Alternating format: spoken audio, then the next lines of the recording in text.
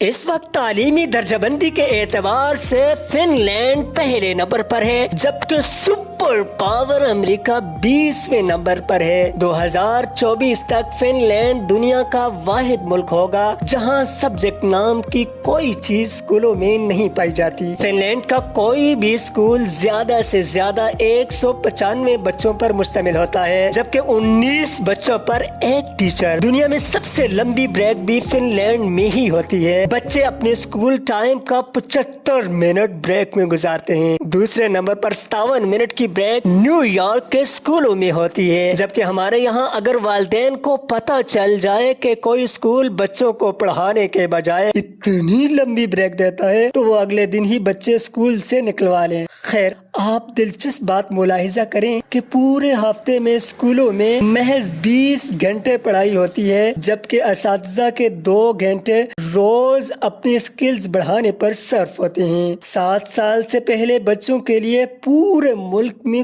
کوئی اسکول نہیں ہے، اور 15 سال سے پہلے کسی بھی قسم کا کوئی باقاعدہ امتحان بھی نہیں ہے۔ ریاضی کے ایک استاد سے پوچھا گیا کہ آپ بچوں کو کیا سکھاتے ہیں، تو وہ مسکراتے ہوئے بولے، میں بچوں کو خوش رہنا اور دوسروں کو خوش رکھنا سکھاتا ہوں، کیونکہ اس طرح وہ زندگی کے ہر سوال کو بآسانی حل کر سکتے ہیں۔ آپ جاپان کی مثال لے لیں، 3ری جماعت تک بچوں کو ایک ہی مضمون سکھایا جاتا ہے، اور وہ اخلاقیات اور آداب ہیں۔ حضرت علی رضی اللہ تعالی عنہ نے فرمایا، جس میں ادب نہیں اس میں دین نہیں۔ مجھے نہیں معلوم کہ جاپان والے حضرت علی رضی اللہ تعالی عنہ کو کیسے جانتے ہیں، اور ہمیں ابھی تک ان کی یہ بات معلوم کیوں نہ ہو سکی۔ بہرحال اس پر عمل کی ذمہ داری فی الحال جاپان والوں نے لی ہوئی ہے۔ ناظرین اکرام، ہمارے ایک دوست جاپان گئے اور ایئرپورٹ پر پہنچ کر انہوں نے اپنا تعارف کروایا کہ وہ ایک استاد ہیں، اور پھر ان کو لگا کہ شاید وہ جاپان کے وزیر اعظم ہیں۔ اشفاق مرحوم کو ایک دفعہ اٹلی میں عدالت جانا پڑا تو انہوں نے اپنا تعارف کروایا کہ میں استاد ہوں۔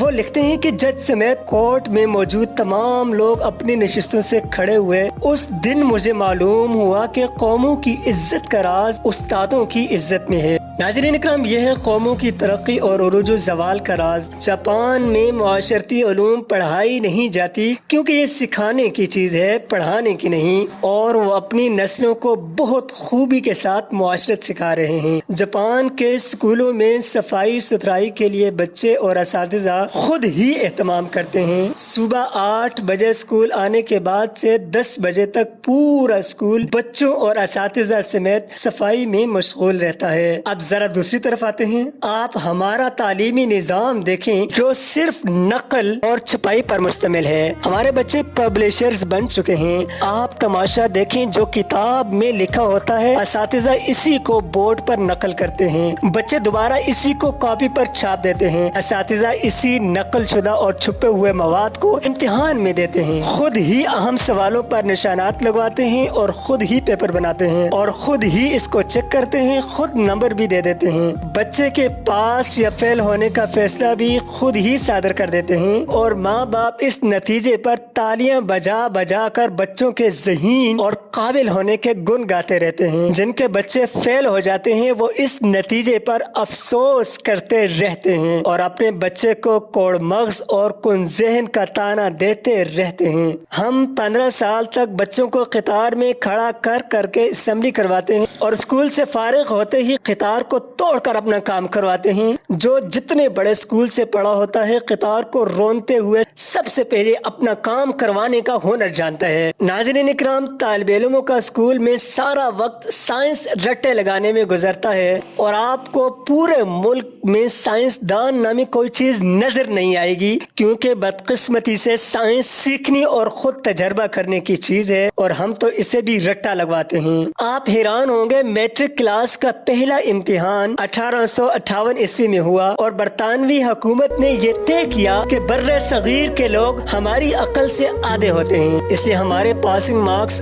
65 ہیں، تو بر صغیر والوں کے لیے 32.5 ہونے چاہیے۔ 2 سال بعد 1860 عیسوی میں اساتذہ کی آسانی کے لیے پاسنگ مارکس 33 کر دیے، اور ہم ہم بھی انہی 33 نمبروں سے اپنے بچوں کی ذہانت کو تلاش کرنے میں مصروف عمل ہیں۔ علامہ اقبال رحمۃ اللہ علیہ کے شعر کا یہ مصرع ان تمام صورتحال کی صحیح طریقے سے عکاسی کرتا نظر آتا ہے۔ جو شاخ نازک پہ آشیانہ بنے گا، جو شاخ نازک پہ آشیانہ بنے گا، ناپائیدار ہوگا۔ والسلام، زندہ باد پاکستان، پائند